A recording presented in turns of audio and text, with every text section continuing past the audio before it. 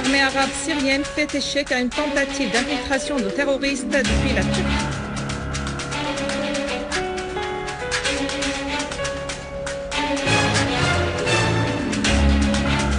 Troisième jour de manœuvre de la marine russe en mer Noire et en Méditerranée.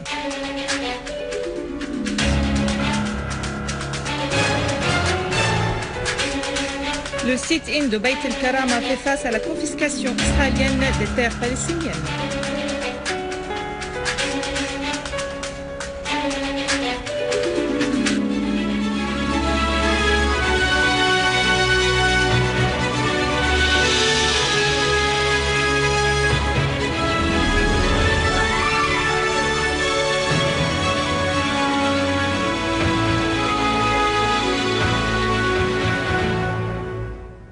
Mesdames et messieurs, bienvenue à vous tous dans ce journal.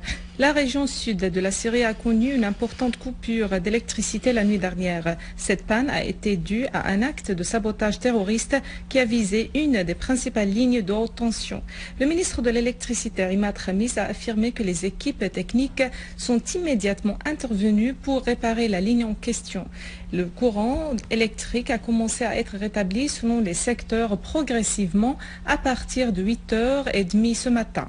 Les équipes de maintenance resteront en état d'alerte jusqu'à la remise en fonction de tout le réseau électrique dans les heures qui viennent, a ajouté le ministre Khamis. L'armée arabe syrienne a fait échouer une tentative d'infiltration de terroristes dans le gouvernorat de Latakia. Une unité de l'armée arabe syrienne a repoussé une tentative d'infiltration d'un groupe terroriste à partir du territoire turc à travers le village de Nabih el-Mer, relevant du gouvernorat de Kassab, relevant de la région de Kassab dans la région de Latakia. De nombreux terroristes appartenant au soi-disant bataillon des Moujahidines ont été liquidés, alors que 4 véhicules équipés de mitrailleuses Douchka qui étaient en possession des terroristes ont été détruits. Une source militaire a déclaré que des unités de l'armée arabe syrienne ont affronté la nuit dernière une tentative d'un groupe armé d'attaquer un point militaire dans la localité de Tel Sakhr dans la campagne d'Al-Qsir à Homs, lui infligeant de lourdes pertes. La même source a précisé que tous les membres du groupe ont été tués et blessés alors que leurs armes ont été détruites. Le comité russe de solidarité avec la Syrie a affirmé que les groupes armés en Syrie recrutent les enfants dans leur rang, les obligent à porter les armes et à participer au combat contre les forces de l'armée arabe syrienne et l'État syrien. Le comité a indiqué que les groupes armés utilisent les enfants pour torturer et exécuter les personnes enlevées qui tombent dans leurs mains, en contradiction avec les lois internationales qui interdisent le recrutement des enfants âgés de moins de 15 ans dans les milices armées et ou les groupes armés. Le comité a estimé que l'usage des enfants de cette façon dans les combats est un crime et qu'il est nécessaire que le monde prenne connaissance des pratiques de cette révolution truquée en Syrie.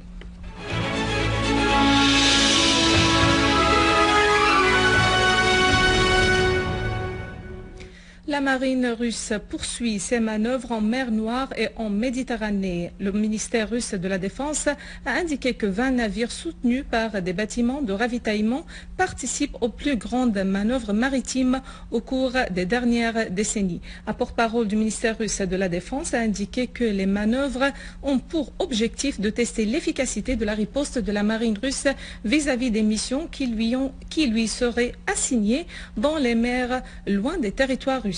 Il a ajouté que les manœuvres seront consacrées au cours des prochaines 48 heures à endiguer les menaces d'une attaque terroriste ou des opérations de sabotage de grande envergure.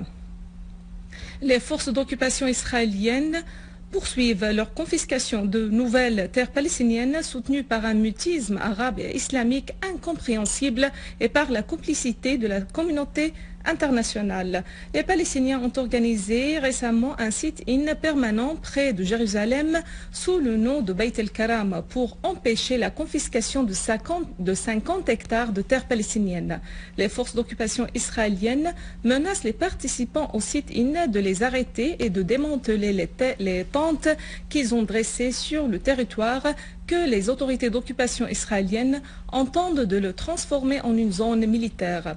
Des avis de démolition de ce camp palestinien et des menaces d'arrestation envers les activistes palestiniens leur ont été adressés par les autorités d'occupation israéliennes. En Irak, le réseau terroriste Al-Qaïda a revendiqué récemment sa responsabilité de l'assassinat du député Rifan El-Issaoui qui a eu lieu la semaine dernière, en plus de la vague d'attentats terroristes aux voitures piégées qui ont fait 88 morts. Sur le terrain, à Bagdad, des inconnus armés ont assassiné un fonctionnaire du ministère de l'électricité et un civil.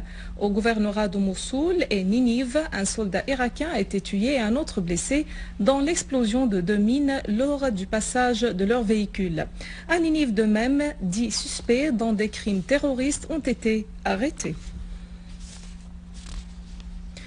En Égypte, les accrochages se sont renouvelés au centre de la ville d'Alexandrie entre les forces de l'ordre et des centaines de manifestants qui se sont rassemblés devant le complexe des tribunaux à Menchia au cours de l'examen de l'affaire du meurtre des manifestants il y a un an.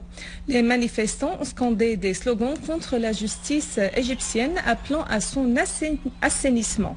Les forces de l'ordre ont tenté d'éloigner les manifestants du siège du tribunal par crainte de sa prise d'assaut, ce qui a causé des accrochages entre les deux parties qui se sont aussitôt élargis aux rues avoisinantes à proximité du complexe des tribunaux d'Alexandrie.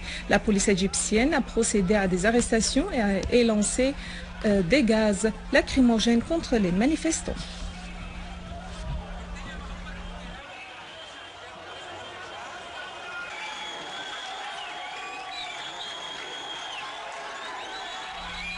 Dans une nouvelle tentative des autorités bahreïniennes de réprimer le mouvement de protestation populaire, le parquet général bahreïnien a ordonné l'arrestation durant un mois de 15 personnes, dont une femme, dans l'attente d'ouvrir une enquête pour leur participation au vendredi de la dignité qui a exigé la libération de personnes arrêtées par les autorités bahreïniennes.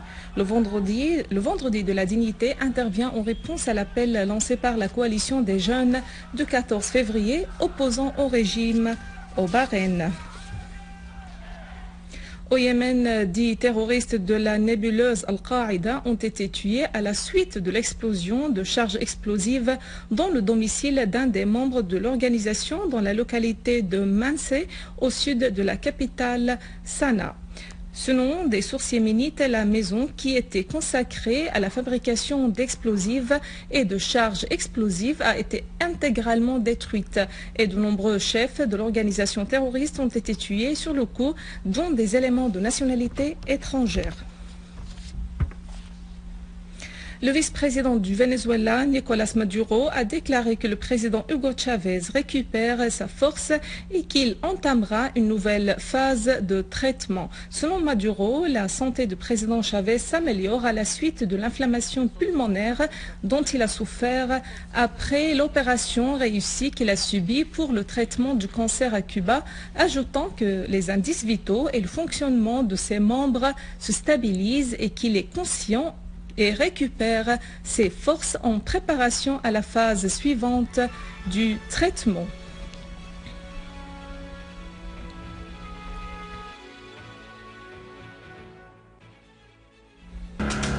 Mesdames et messieurs, c'est la fin de notre édition. Pour la revoir, visitez notre site web syrienonline.sy.